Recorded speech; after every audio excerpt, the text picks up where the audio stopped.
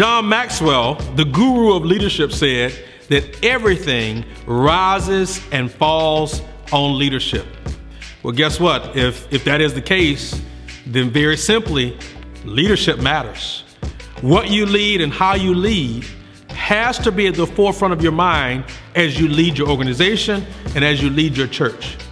As a person who loves the local church, I have seen and I've observed both on the front end and the back end, both behind the scenes and in front of the stage, where individuals who have the title of leadership have excelled in incredible ways. And I've seen how they've navigated that influence and how their character matched the influence that they had and what that does for their people and for their organization. But on the flip side of that, I've seen folks who have the title of leadership.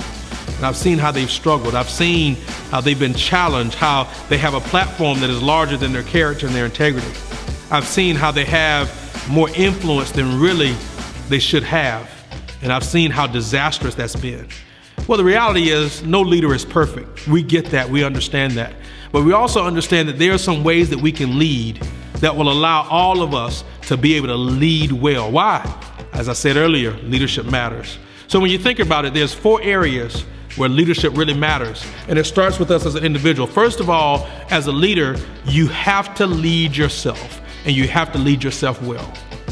And when I talk about leading yourself well, I'm talking about habits. What are your day-to-day habits? Not that leads you to perfection, but leads you to making progress, right?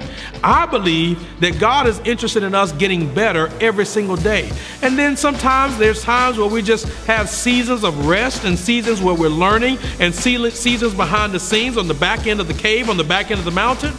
But even in those seasons, as we're learning, as we're growing, guess what, guys? Guess what, ladies? We are getting better.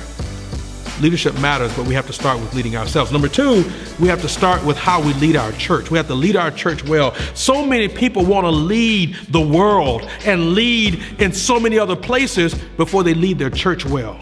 No, you need to lead your organization well. Now, let me back up just for a second, because some people would say, well, wait a minute, you forgot the family. What about the home?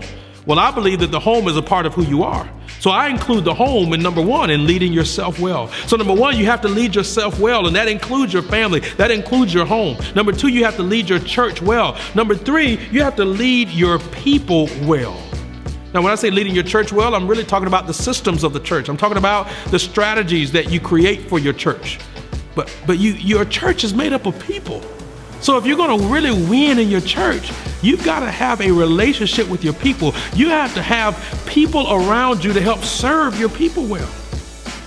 Here at our local church, here in Tampa, Florida, at Crossover Church, one of the things that we do on a regular basis, actually we do it every single week, is every week we're in our lobby. Every week we are touching our people. We are engaging with our people. And to be quite honest with you, I don't always remember names, but I'll never forget a face. When people tell stories of their life and where they're from, I don't forget those kinds of things. I'm able to connect those dots even over a period of time. Why? Because I think it's important. We think it's important to lead people well.